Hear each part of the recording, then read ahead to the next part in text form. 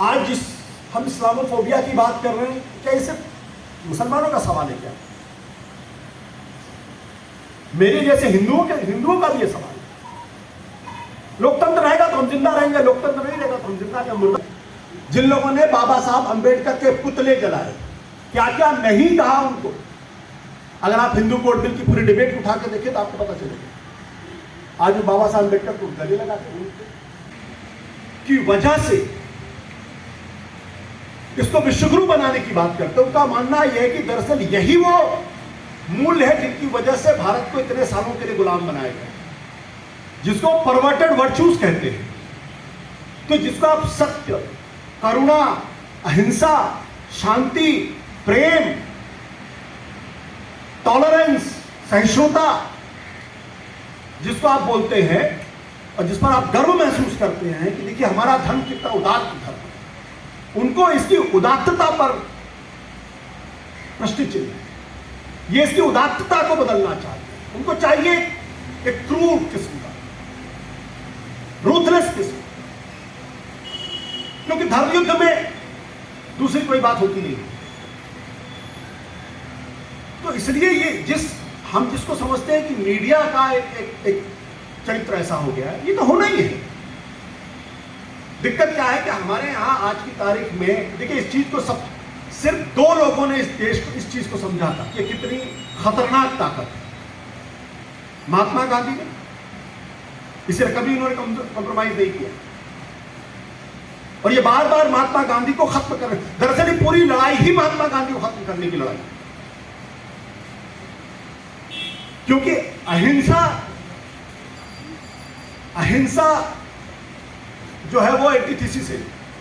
उनको लगता है अहिंसा ने इस देश की सभ्यता के, इस देश के लोगों को कमजोर कर दिया, इसलिए विदेशी आए और उन्होंने हम पे कब्जा किया। इसलिए इस अहिंसा को नहीं होना चाहिए, इसलिए कभी सम्राट अशोक का जिक्र नहीं करते। तो ये दूसरा, पंडित जवाहरलाल नेहरू। दुर्भाग्य की बात यह है कि जिस पार्टी को सबसे ज्यादा नेहरू के बारे में बात करनी चाहिए और नेहरू के बारे में बात करने में उनको शर्म आती है।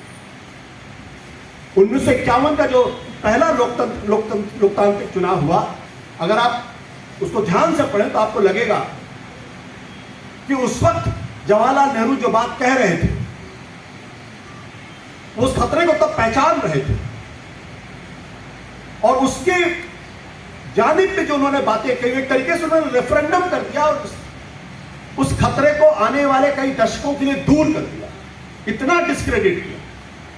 इसलिए आज जो अटैक नेहरू के ऊपर होता है, जो लगातार नेहरू पर अटैक होता है, हर चीज के लिए नेहरू पर अटैक होता है, वो इसीलिए होता है क्योंकि ये जानते हैं कि जिस दिन नेहरू खड़े हो जाएंगे उस दिन इनकी दुकान बंद हो जाएगी। जिन दिन गांधी जी खड़े हो जाएंगे उस दिन, और हकीकत में ये नेहरू पर हमला इसलिए करते हैं क्योंकि आज की तारीख में भी ये खुलकर गांधी के ऊपर हमला नहीं कर सकते। इनके सबसे बड़े दुश्मन तो गांधी है। तो नेहरू पर अटैक करना आसान है क्योंकि वो सरकार में थे, प्राइम मिनिस्टर थे, और जब आप सरकार में होते तो 10 काम करते, 5 काम लोगों को तकलीफ होती। अंग्रेज जब यहाँ आए, अंग्रेजों ने जब यहाँ अलग प्रकार से शोषण चालू किया किसानों पर, राजाओं पर, व्यापारियों पर, और उसके खिलाफ आपको याद होगा 1857 की क्रांति विद्रोह लड़ाई हुई। तो थोड़ा मेरे साथ साथ सोचिए, 1857 की लड़ाई क्रांति के लीडर का नाम क्या था? एनीबडी?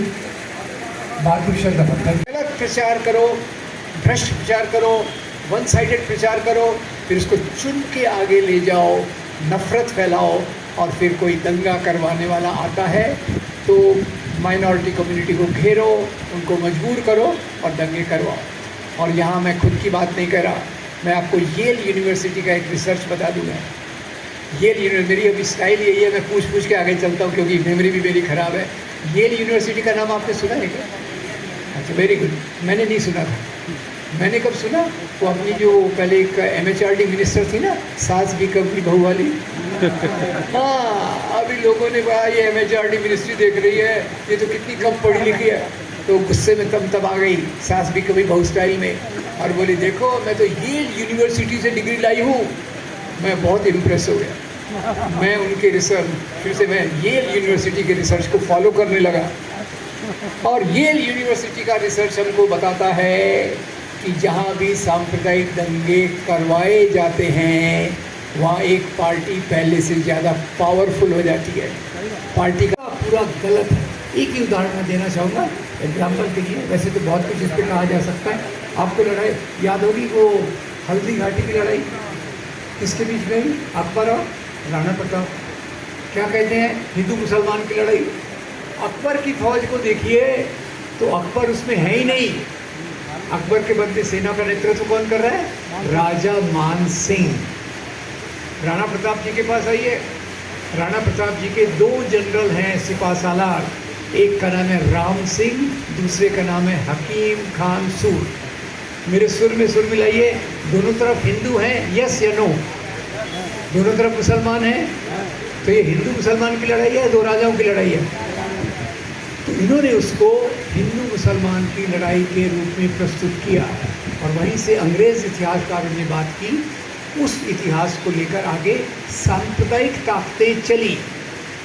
कौन सी सांप्रदायिक ताकतें थी जंग आज़ादी में? एक तरफ मुस्लिम लीग, एक तरफ हिंदू महासभा आरएसएस।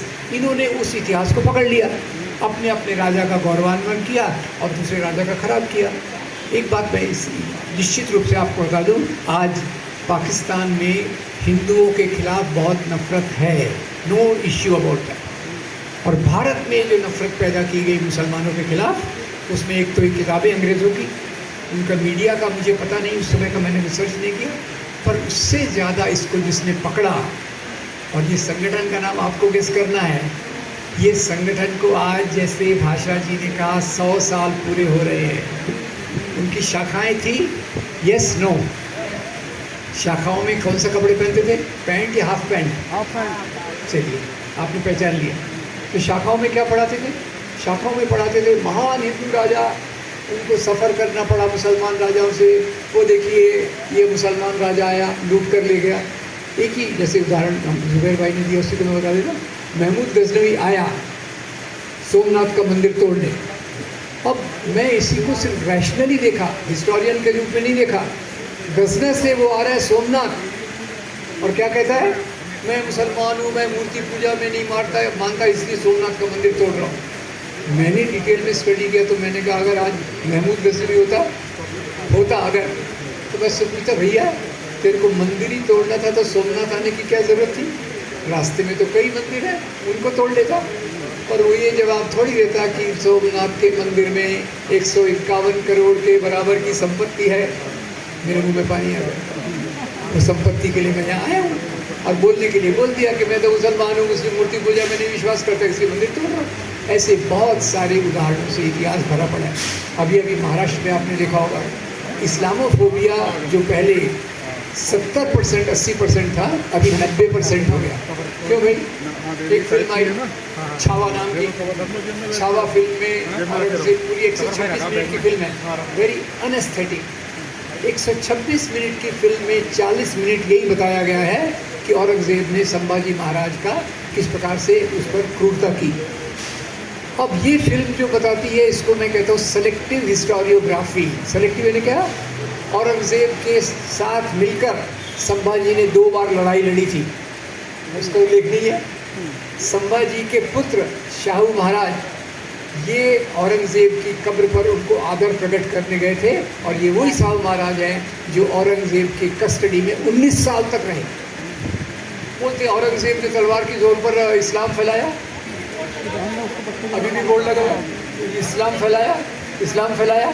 और मैं पूछता हूँ, भैया औरंगजेब के दरबार में 33% ऑफिसर्स हिंदू थे, जय सिंह, जसवंत सिंह और दूसरे एक तीसरे और थे।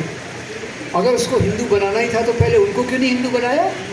क्यों पहले वो संभाजी महाराज को मुसलमान बना, हिंदू बनाने की बात कर रहा है? ये सब जो चीज़ है, ये इस्लामोफोबिया की जड़ में है।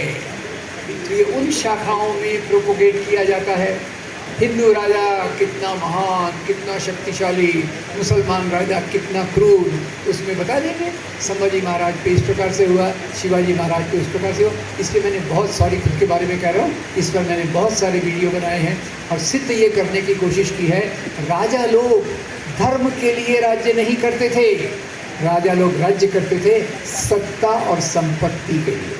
हर एक राजा अपने राज्य का विस्तार करना चाहता था।